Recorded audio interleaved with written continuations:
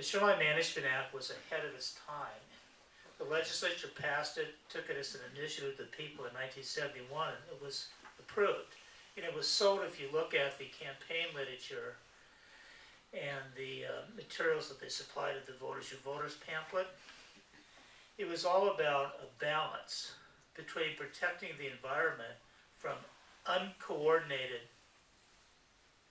development and reasonable alterations of the shorelines were allowed, particularly for water-dependent uses, which were defined as including single-family homes, waterfront homes.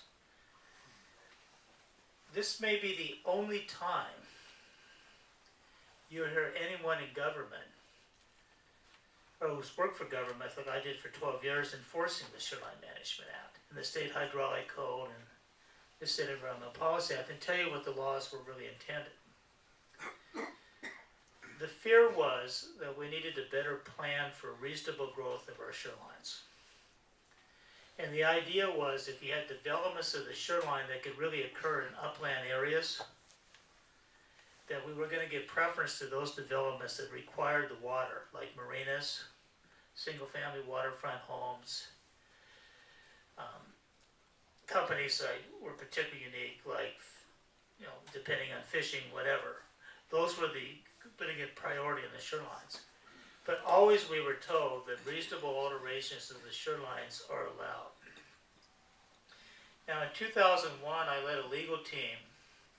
The Shoreline Management Act, we're going to be going through an update of our Shoreline Master Program. And in order to guide local governments, the Department of Ecology is required to adopt rules and regulations called the SMA guidelines.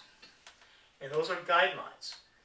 They're a set of guidelines that help guide government in revising their Shoreline Master Programs. In 2001, I led a legal team that struck down the first version of those called the SMA rules. And they went so far as to try to basically implement the Federal Endangered Species Act. It was full of bans. And the Shoreline Hearings Board ruled that the SMA rules went too far. Local and state governments did not have authority to implement federal laws such as the Threatened and Endangered Species Act. And the Shoreline Management Act was about balance, not bans and prohibitions. So then the state of Washington appealed. We entered into negotiations with the department and the quote stakeholders, which included my clients included the building industry, and another member of the team who lives on Bainbridge Island was representing the building industry and some other actors. And we ended up negotiating what are now the SMA guidelines. These would be the guidelines that the city of Bainbridge Island will utilize to revise their Shoreline Master Program. One of the primary things in the guidelines is that the guidelines are not intended to change in any way the Shoreline Management Act and the basic approach of balance. Let me say it one more time. The guidelines do not amend or change the Shoreline Management Act. The Shoreline Management Act, where it started out in 1971, which was a measured approach to have coordinated planning of development on the shorelines and to protect the aquatic resources of the state from undue significant impacts and to encourage alteration for water-dependent uses. That is still the law. The least amended law in the state of Washington that everyone uses and relies upon is the Shoreline Management Act. The legislature has not played with it. What it was in 1971, it still is. So, you heard that Dennis likes to fish. That was point one. You heard that the Shoreline Management Act is about balance. Have you heard that the rules and regulations, the staff say control the process, which is wrong. They guide the process. those rules and regulations haven't changed the basics of the law which we've had for all these years. What do I see around the state? What are the regulators saying? I hear arguments that the Shoreline Management Act's primary directive is preservation, and its secondary directive is restoration of the shorelines. Well, the law doesn't say that, and the courts haven't said that.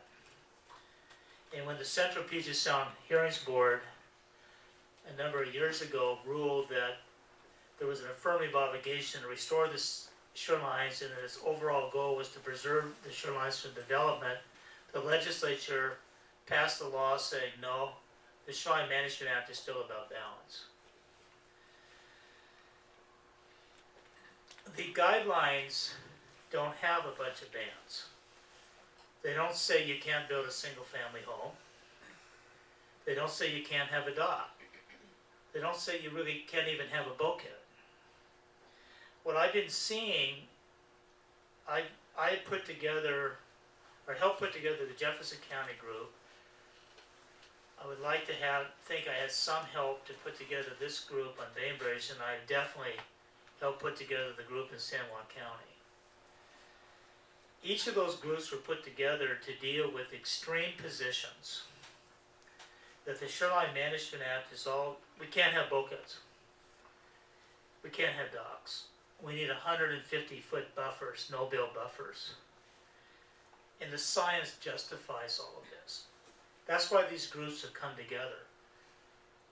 Are they property right advocates? Not really. Are they anti-environment? Not really. What are they for? My groups are simply saying we want the Shoreline Management Act and the guidelines applied as written. Every project I have, I help negotiate the standard of no net loss of critical shoreline functions and values. That's the standard. There's nothing in no net loss of critical shoreline functions and values that says you can't build something. The science of mitigation is well understood. We, in my opinion, in the major projects I've handled or the small ones, we have provided adequate mitigation to protect important shoreline functions and values. So why aren't we winning? I'll tell you what. I've had agency personnel in cases where their agency gave a permit for a certain project come in on their own time, quote unquote, and testify against the permit they just issued, on the basis that no matter what we do, you can never mitigate every single impact. And actually that's probably true. But the law says if the obligation was to mitigate every conceivable impact of development, there would be no development, and the laws allow reasonable development and use of land. So what I'm seeing is, every time we win a case, like, you're not obligated to mitigate down to the last 1/2 of 1/2 of 1/2 of 1%, because it's immeasurable. You can't achieve an absolute no impact standard, and that's not the standard. We're dealing in these updates and dealing with staff who insist that there are cumulative impacts in development and use of the shorelines is evil and bad. There's a disconnect. If I have one proposition going through these matters, the laws ought to be the laws ought to be applied as written and interpreted by both the legislature and the courts. When we go through this process, I mean, if I sound snotty on the tape, I'm sorry, but I think we gave up worshiping trees and rocks and water in the Middle Ages.